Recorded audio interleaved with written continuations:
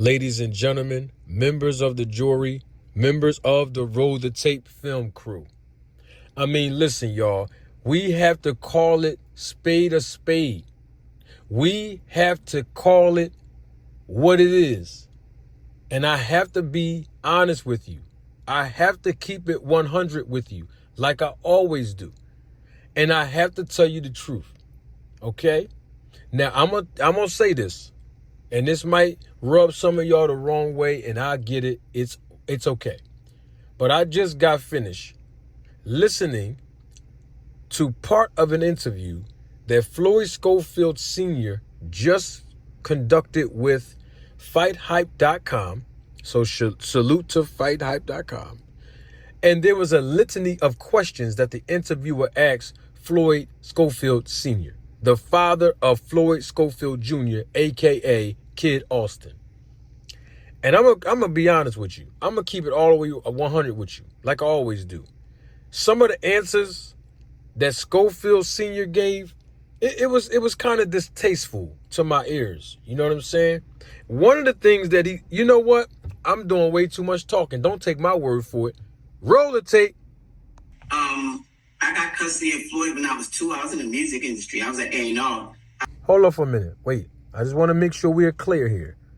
Because I don't want anybody to misinterpret. Stop, y'all. Don't laugh. Listen. Don't laugh. I just want to make sure I heard this right. Hold on. And I quote him. I got custody of Floyd when I was 2. I was in the music industry. Is that what he said? I just want to don't laugh. Don't laugh, y'all. Stop. And I see you. Get that smirk off your face. I see you laughing. Did he just, wait, hold on. Did he say, I got custody of Floyd when I was 2? Let me rewind it. Let me see. Let's see if that's what he, hold on. I got custody of Floyd when I was 2. I was in the music industry. I was at A&R. Wow. That is what he said. Wow. I got custody of Floyd when I was 2. I was in the music industry. I was in A&R. It sounded like you was rushing that, Floyd Sr. I'm not even trying to be smart. I'm just saying what it sounded like to me.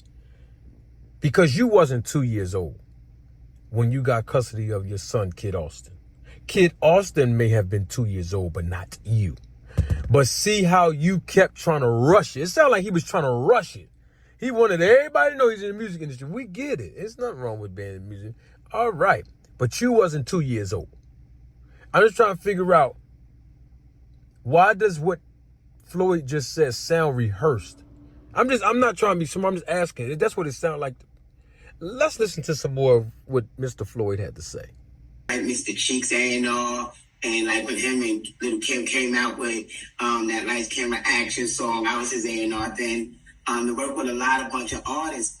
But when Floyd mom gave him up to the state because she was too young, she really didn't want kids like that, and she had 4 other kids. So I had to get custody of him when he was 2. And the judge told me I had to give up the music industry. And that made us homeless. So when you work in a little warehouse job and all you know is boxing and fighting and everybody out here making money doing it, that's the journey. I said, all right, this is what I'm going to do. So I became a boxing coach, and he grew up in the gym. All right, so hold up for a minute. I just want to make sure I'm clear on this. So a judge, a family court judge at that, told this father, you can't work in the music industry.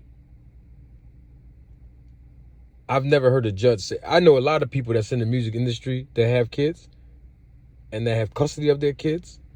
I've never heard, male and female, by the way, but I've never heard of anyone having to hear a judge tell them if their occupation is in the music industry, especially as an A&R, because he said he was an A&R for Mr. Cheeks, the artist, as an A&R, to have to not be in the music industry in order to take care of your child. Okay, great. So a judge told Mr. Schofield that he had to quit his job in the music industry. And that's why him and his son became homeless. That's what he said. At 2 years old, Mr. Kid Austin was 2 years old. And his father gave up the music industry, and he said that he got a warehouse job. In other words, he was gainfully employed, which was a great thing, which is an honorable thing. But what I'm trying to figure out is, once you gain employment, that's when you should be working on not being homeless with a child. Because what I don't understand is the correlation between their journey of being homeless, him working in the warehouse, and him being a former boxer himself, teaching his son the craft of boxing.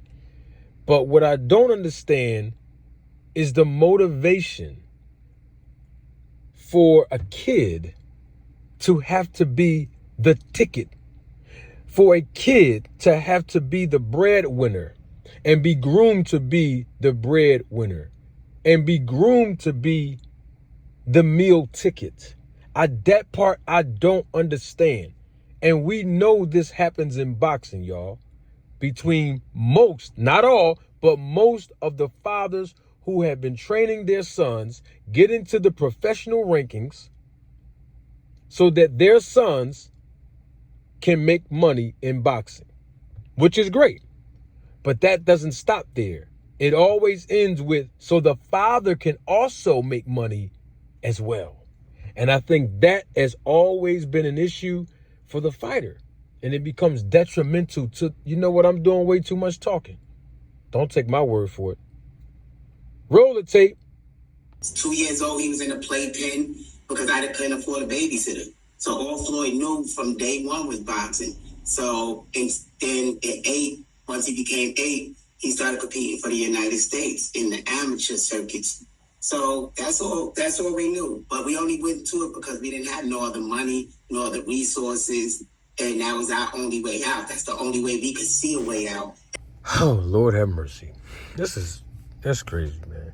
So as an 8-year-old child, when Kid Austin was competing in the amateur circuits, according to his dad, at 8 years old, a child, 8 years old, competing in the amateurs, his dad just said, entering into the amateur program, boxing, right?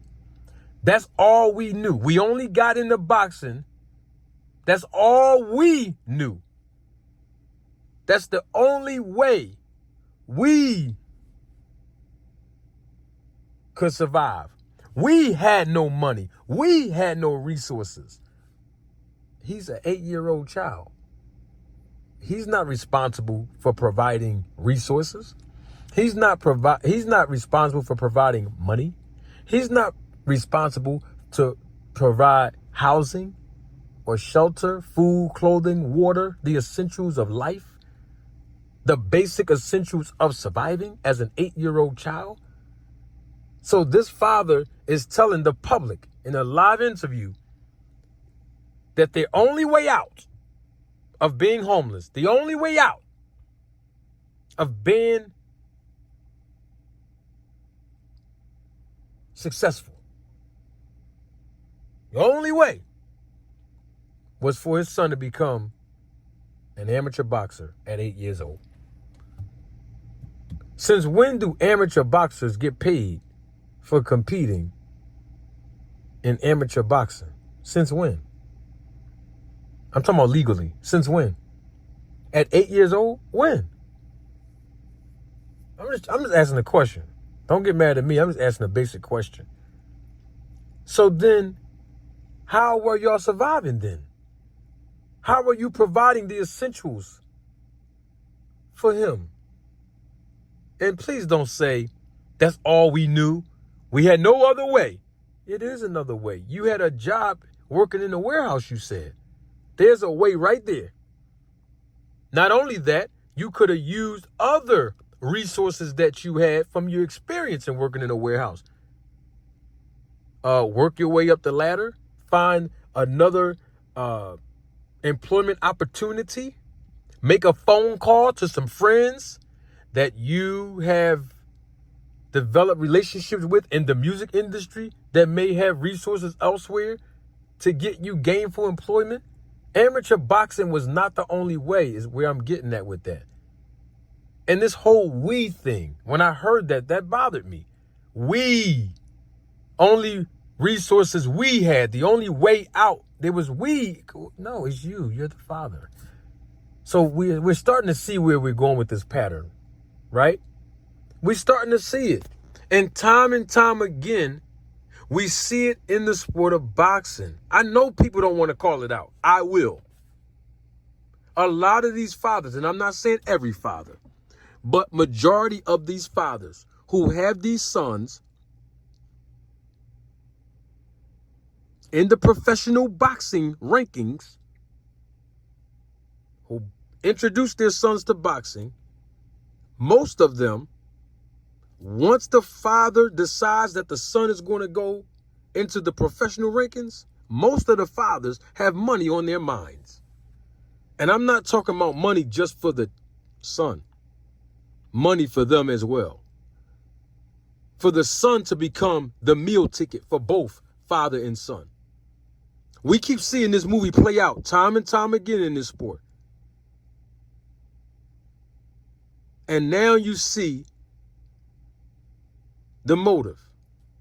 And it bothers me because, and I'm not saying that these are not Floyd Sr. and Kid Austin's experiences. I'm not saying it. What I'm saying is the way that this father's presenting it, because I've heard him long enough on different occasions. So I kind of see where his mindset is. It's like, you don't have to do the whole promoting the victimhood story. That's not going to work. With the, I had no resources, we was homeless. Like, stop that. Like, seriously. Like, even if they was homeless 20 years ago, like, that has no bearing now on the fact that Kid Austin is on TV now. And it don't stop there. And the reason why I'm talking about this mainly is to use it as a teachable moment for the fact that Floyd Schofield is publicly acknowledging that he wears all the hats in the career of his son. Doesn't this sound familiar? Doesn't this movie look familiar to us?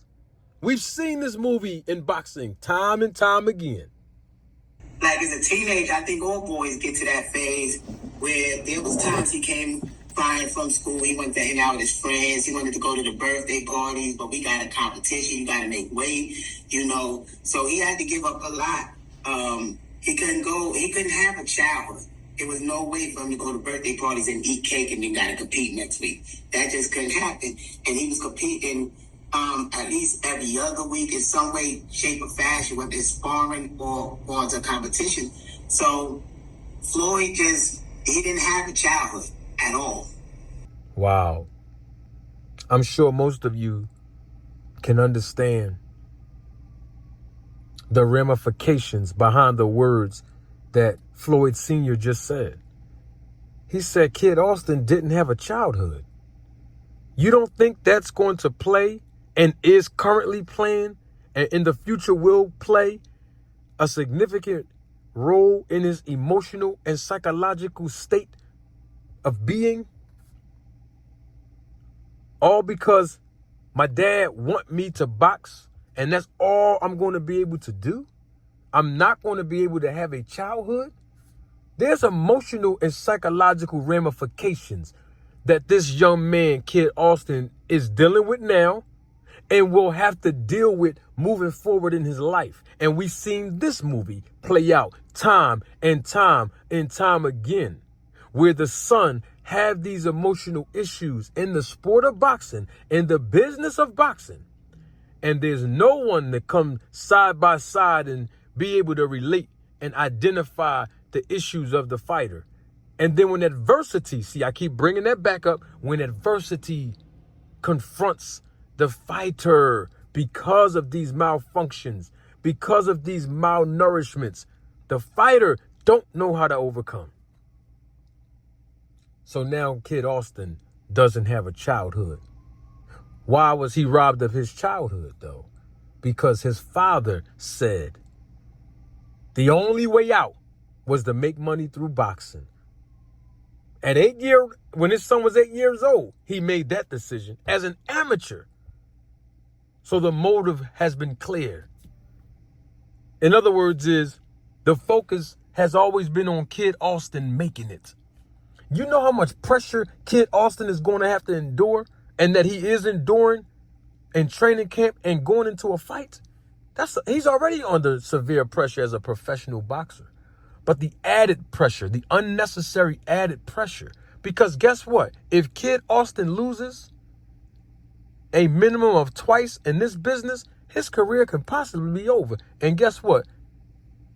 The gravy train stops. And then what? We've seen this happen in boxing time and time again. I don't have to say any names. I can name 5 fighters right now that can identify with what Kid Austin is going through based on what the father is saying. Based on what the father wants for this young man. Instead of the father being the leader. Instead of the father saying, these are other ways to be able to sustain your livelihood. It's not just boxing. That's not the only way. The only way out was for my son to become an amateur and then bring him through the amateur system and then make him a pro, whether he had a childhood or not, and then we're going to make some money. That's not the only way. But, hey, that's what the father said. Don't get mad at me, y'all. I'm just pointing this out because of the effects it has on the fighter. Talk just a little bit, Senior, about like what's it like for you, towing the line for each of the hats or the roles that you play, right? So you're his manager, you train with him, you're his father, and please clarify that for me. You do his management side too, right? Yeah. So you do everything. What's that like for you, and how do you switch through hats? Like, what's the difficulties of having to play all those roles, and how do you do it? I think I'm used to it because I had to do it since he was little. I had to be his manager, his trainer, his physical his personal trainer, his physical traffic condition. No, I had to do it. I had to be there and do all those hats as a single dad anyway. So, I guess I just grew right into it. That is second nature. To me, it's just normal. Get up in the morning, run his life. See that? He finally confirmed it. Remember, in the video I just published yesterday with Kid Austin in the whole Golden Boy Promotions, quote unquote, robbery, right? And I talked about how Floyd Schofield Sr. said in an interview that the state commission came to him and his son, and said, hey, y'all were scheduled to fight 10 rounds, but we need y'all to fight 12 rounds. Sign right here. And I asked the question. Y'all remember this video from yesterday, right? I asked the question. The number one question. Go back and look at that video. It was 3 questions I asked. The second question was more important. That was the number one question, but I saved it for second to get your attention. But go back and look at that video yesterday. And when this video is over, you'll see it. As soon as this video over, right, on the left-hand side of the corner, you're going to see the video that I published yesterday. Go back and listen to it. And you're going to hear me say and ask, who is the representation of Kid Austin? And I figured it was the father, but I wasn't sure. And now you heard the father, Floyd Sr., just say and confirm that he wears all the hats. He's the manager. He's the trainer. He's the nutritionist. He's the spokesman. He's the publicist. He does it all. He's the strength and conditioning coach. All these hats and he's a father. All of these hats that he is wearing. And you heard him say he's running his life. You heard what he said. All I'm saying is this. Floyd Schofield Sr. What I tell y'all about these fathers, they need to stop doing interviews. Let the fighter connect with the fans. Let the fighters do more of the interviews. Allow the fighters, the sons, to gain more press and more publicity so that the fans could gain some sort of perspective of the personality of the fighter and not the father. And then the father should do what? Shh, be quiet. Go in the background and learn the business of boxing. We've seen fathers become managers of their son's career in the past. We've seen this movie before, right? And you see how it keeps playing out over and over and over again to the detriment of the fighter. And that's my only concern. That's who I advocate for as a manager, the fighters. How he gonna wear all of those hats and be successful? See, when you have wisdom, you learn how to delegate responsibility to those who are experts and those who are experienced and those who are trustworthy and those who are knowledgeable. More knowledgeable than you, more experienced than you, so that the fighter can benefit from it. You see, these fathers make it about them so that they can control every aspect of not just the fighter's career, but also the fighter's lives. And guess what happens? It stunts the fighter's growth, and the fighter can never become a fully developed grown man, mentally, emotionally, spiritually, and even financially. We've seen that movie play out over and over again in the sport of boxing. You know what? I'm doing way too much talking. Don't take my word for it. Roll the tape.